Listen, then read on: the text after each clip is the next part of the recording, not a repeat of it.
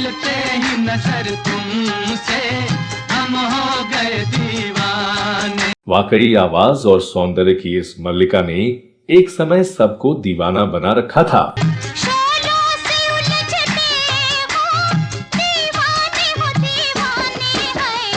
जब आवाज और हुस्न की इस परी ने अपना जलवा दिखाया तो वाकई देखने वालों पर क़यामत आ गई थी।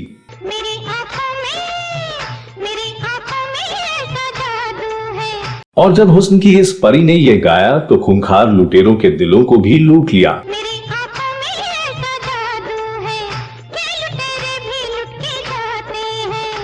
और तब उनकी नशीली आंखों के दीवानों ने कह दिया, अब ये छोड़ दिया है तुझ पे, चाहे जहर दे या जाम दे।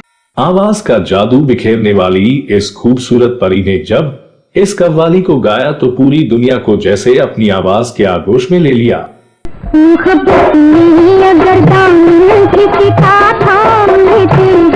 इस महिला कव्वाल ने एक समय भारत में ही नहीं दुनिया भर में अपनी आवाज की जादू से लोगों के दिलों पर राज किया था।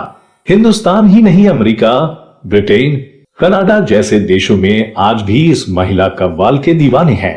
इनके कदरदानों में आम आदमी ही नहीं, दिलीप कुमार जैसे दिग्गज अभिनेता भी शामिल थे। इस महिला कव्वाल ने उस दौर में मर्दों के हाथों से कव्वाली की कमान को छीनकर कव्वाली को उरूज दिया था, जब महिलाओं को घर की चौखट के बाहर कदम तक नहीं रखने दिया जाता था। वैसे दौर में इस महिला कव्वाल ने तमाम बंधनों को तोड़कर पुरुषों के बीच बैठकर पुरुष कव्वालों को चुनौती दी थी। हम बात कर रहे हैं भारत की पहली महिला कव्वाली क्वीन शकीला बानो भोपाली की, जो कव्वालियों से पूरी महफिल को अपना दीवाना बना देती थी और पर्दे पर आती थी तो पर्दे पर आग लग जाती थी।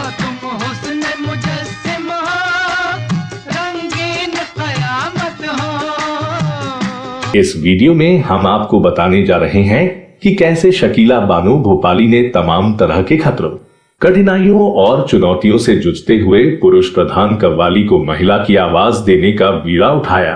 कैसी शकीला बानो ने कव्वाली को एक नया रूप दिया जिसकी कल्पना शायद ही किसी मर्द कव्वाल ने की होगी। लेकिन दुर्भाग्य है कि भारत की पहली महिला कव्वाल की आवाज और जिंदगी पूरी दुनिया को दहला देने वाले भोपाल गैस कांड ने ले लिया। इस बारे में विस्तार से आपको बताने जा रहा हूं, तो आप बने रहिए हमारे साथ।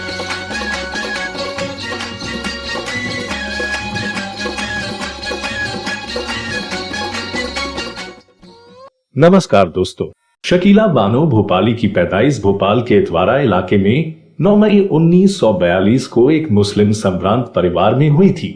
इनके वालिद अब्दुल रशीद खान अपने जमाने के मशहूर कव्वाल थे, उसके चाचा भी शायर थे। लेकिन इनकी मां नहीं चाहती थी कि बेटी कव्वाली सीखे, लेकिन पिता और चाचा के प्रभाव के कारण उनका बचपन भी कव्वाली और शेरो शायरी के बीच बीता और धीरे धीरे झुकाव कव्वाली की ओर होता चला गया। शकीला को उर्दू, फारसी और अरबी का अच्छा ज्ञान था। 7 वर्ष की उम्र में ही शकीला ने उर्दू गजल के साथ नृत्य की तालीम भी शुरू कर दी थी, जिस कारण धीरे धीरे अपने इलाके के समारोहों में शकीला बानो की उपस्थिति दर्ज होने लगी। जब शकीला बानो लगभग 10 साल की रही होंगी तब उनके गायन की खबर बेगम भोपाल तक पहुंची। बेगम भोपाल ने उनकी कव्वाली सुनने के लिए विशेष महफिल का आयोजन किया। बेगम भोपाल शकीला की कला से वह बेहद प्रभावित हुई।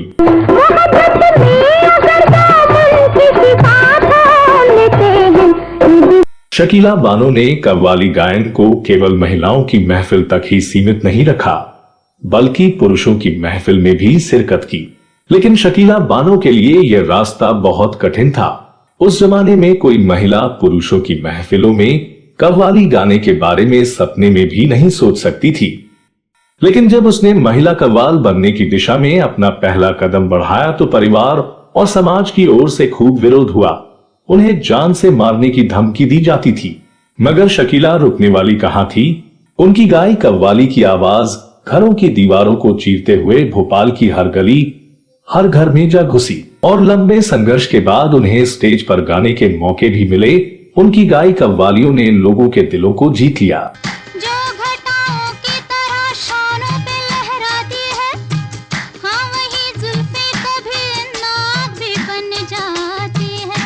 उनकी उम्र जब 12 वर्ष की थी तभी शकीला का निकाह बाकर अली उर्फ नन्हे मियां के साथ कर दिया गया था, लेकिन यह रिश्ता केवल 6 महीने ही टिक पाया और साल 1954 में दोनों के बीच तलाक हो गया।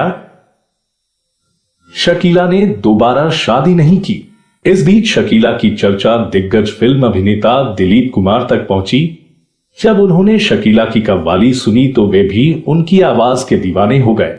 दिलीप कुमार के बुलावे पर ही वह 11 दिसंबर 1956 को शकीला अपने परिवार के लोगों के साथ बंबई पहुंची। साल 1957 में फिल्म निर्माता जगमोहन मट्टू ने उन्हें विशेष रूप से अपनी फिल्म जागीर में अभिनय करने का अवसर दिया। HMV ग्रामोफोन कंपनी ने 1971 में उनका पहला ग्रामोफोन रिकॉर्ड बनाया और पूरे हिंदुस्तान में शकीला बानो अपने हुस्न और हुनर की बदौलत पहचानी जाने लगी। फिल्म उस्तादों के उस्ताद में उन पर यह मशहूर कव्वाली फिल्माई गई।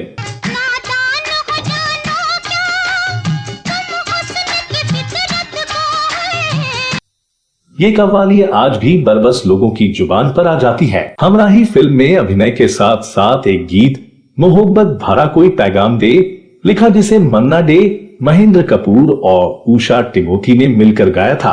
अब ये छोड़ दिया है तुझ पे चाहे जहर दे या जाम दे।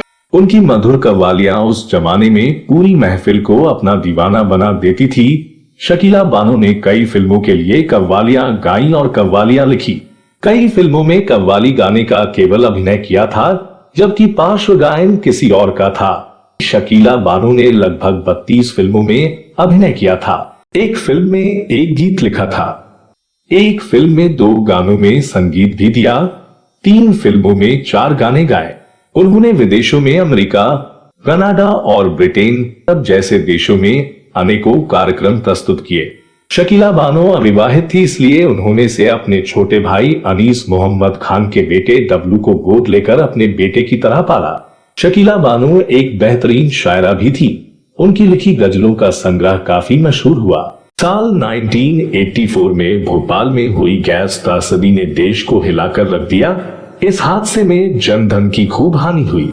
गैस त्रासदी के समय वह भोपाल में थी, इसीलिए वह भी इस त्रासदी की शिकार हो गई। हादसे में उनकी आवाज चली गई और कई बीमारियों की शिकार हो गई।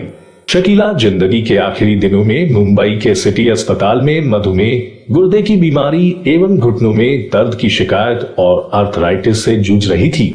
एक जमाने में संगीत की बुलंदियों को छूने वाली शख्सियत होने के बावजूद शकीला बानो आर्थिक तंगी की शिकार थी। अंतिम दिनों में शकीला बेहद अकेली और तंगहाली का जीवन जी रही थी। हालांकि कई बॉलीवुड स्टार्स ने उनकी मदद भी की, लेकिन 60 वर्ष की आयु में शकीला बानो दुनिया से 16 दिसंबर 2002 की रात इस दुनिया को हमेशा के लिए छोड़कर चली गई। दोस्तों, इस बारे में आपके पास कोई और जानकारी है तो कमेंट बॉक्स में अवश्य लिखें।